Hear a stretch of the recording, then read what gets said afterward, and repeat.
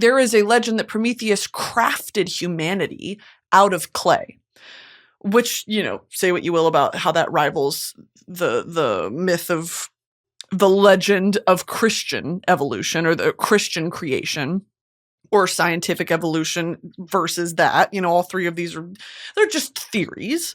Prometheus sculpting humanity out of clay is mainly what Mary Shelley drew inspiration from, or a modern retelling of that version of Prometheus, because this was something of intrigue to the Romanticists. This was, or romanticists, romantics, whatever, that era of poetry, of Romanticism. The idea of science outpacing morality. Okay, so much to say there, because back in the Oppenheimer episode, if you guys want to go back to that one, or plenty of episodes since, I have a real fascination with and fixation on immortality and on morality behind science. When I read that passage from the Dan Brown book, Angels and Demons, that stuck with me. I read that book when I was probably 14, and I still think about it because it's still relevant. How when science progresses so far, because humans have such unlimited potential, and we've only unlocked whatever the minute percentage of brain functionality. Our brains are an instrument in and of itself that we truly don't know how to harness. And so as that exponentially increases, now we're talking about AI, we're talking about space travel, we're talking about curing cancer, things that feel so impossible. They are very possible. There is no moral guidepost that teaches you what to do with these scientific discoveries. So Mary Shelley, think about this. This is back in the 18 teens? 1820s, I believe, is when this was published for the first time. Because I believe she died in the 1830s. No, when did Mary Shelley die? 1851, and she was born in 1797. So this is probably yeah, she wrote Frankenstein when she was 18, okay? So this obsession with science outpacing morality has always been a concern, right? It's just gotten so much worse since this time period.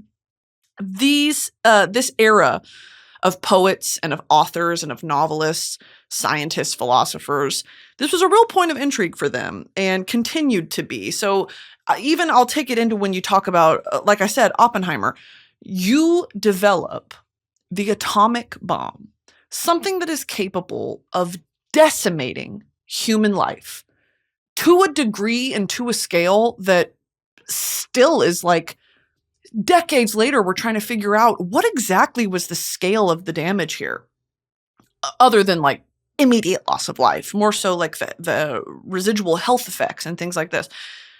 No one gave Oppenheimer a book on how to morally handle this weapon, this monster he has created.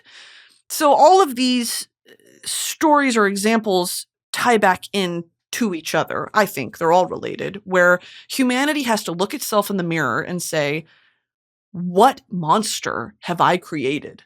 What atrocity have I created at the helm of innovation, right? When does innovation turn into a negative connotation? Because we always think of this as like pushing the envelope, always progressing humanity forward. We're on the brink of discovery. All these things that, especially in America, are celebrated. You think about landing on the moon, this thing that America prides itself on, of NASA, and just always being at the helm of human achievement.